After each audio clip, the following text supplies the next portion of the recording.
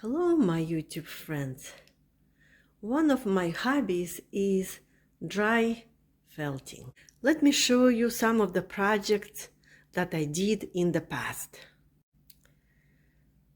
This picture is mostly done with dry felting technique.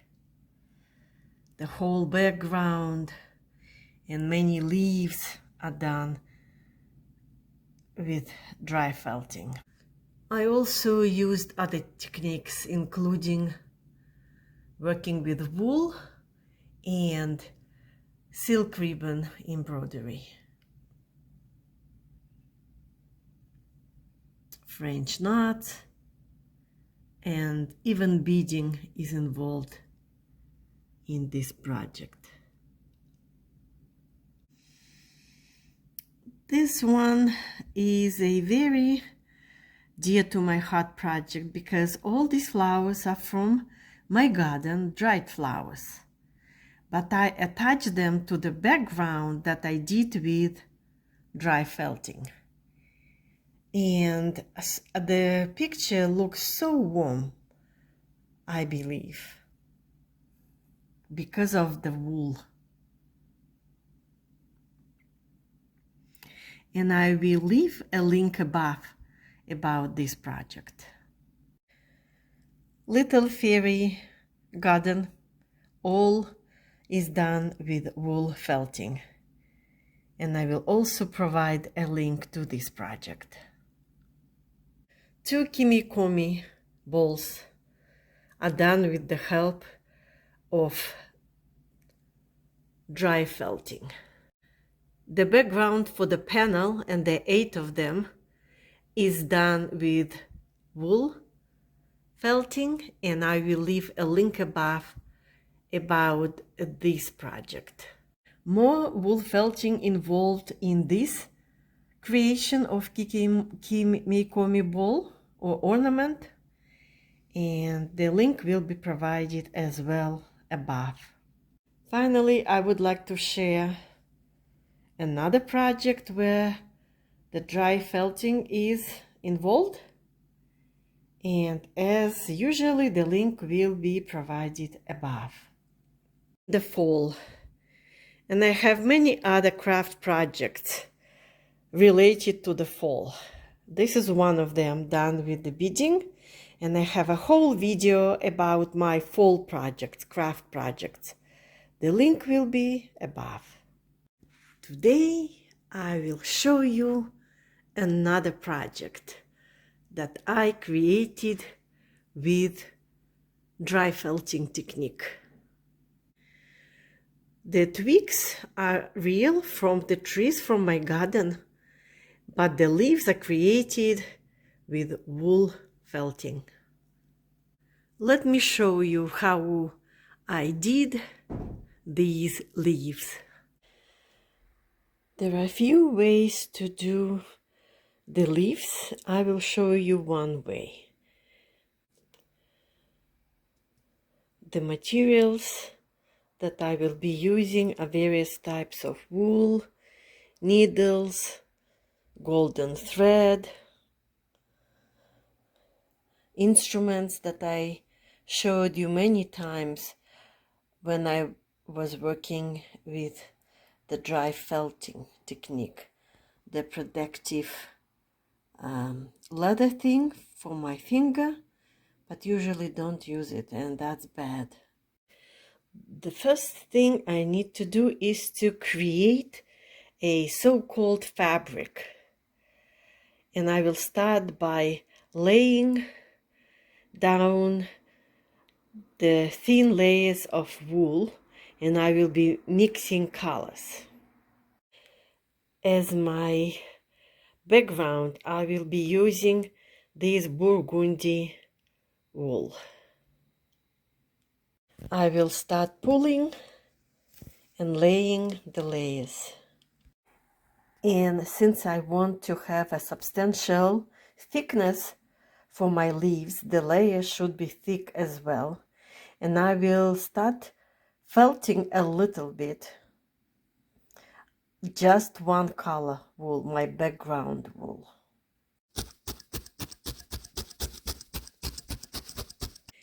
And I will felt both sides. Now that I have some kind of shape, I will add more colors, and that's up to you to add more green, orange, yellow, or anything, or brown even. I chose those colors, and I will continue felting, incorporating these colorful wools into my burgundy background. And you always felt both sides. Of course, paying attention to your side that you're going to use as the upper side, front. But how will I know that it's enough to felt? Your piece should look like a real fabric, and not too many individual wool hairs should stick out, especially on the upper side. But don't worry, it's just the leaf. And now that our fabric is ready, we can cut one big leaf or two smaller leaves from this so-called wool fabric that we created. I cut two leaves using these left ones as my template. Now I will create those stitches using my golden thread. The thread that I'm using and the needle, and it's very simple. I will be using a mock overlock stitch. It's not exactly that stitch, but it resembles it, and it's easier to do. So the needle goes from the back to the front. You pull the thread, and then the needle will go in this loop. And you just pull like that.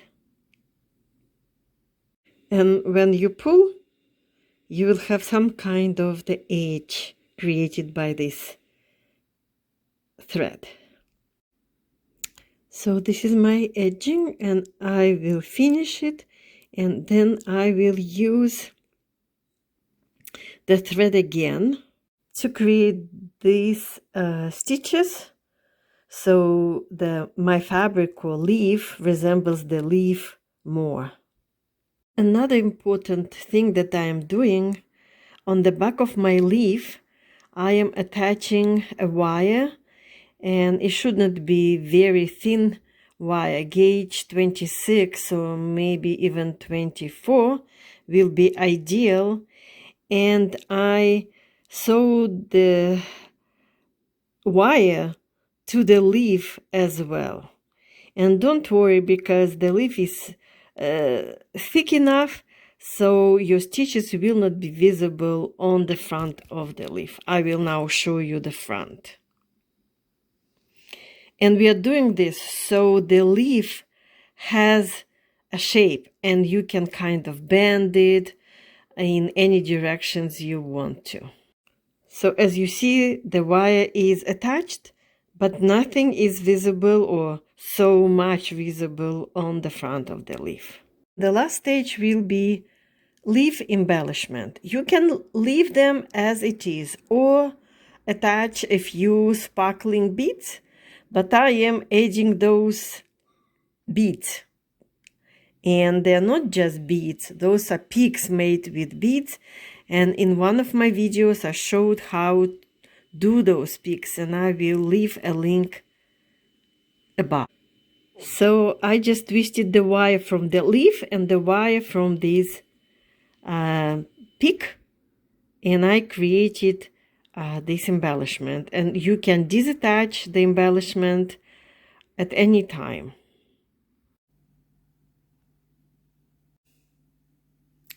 You can do many more leaves and use more branches. And please share in the comments if you like these projects, what do you think? And also indicate from what country you are watching this video. I used only 8 leaves for this project.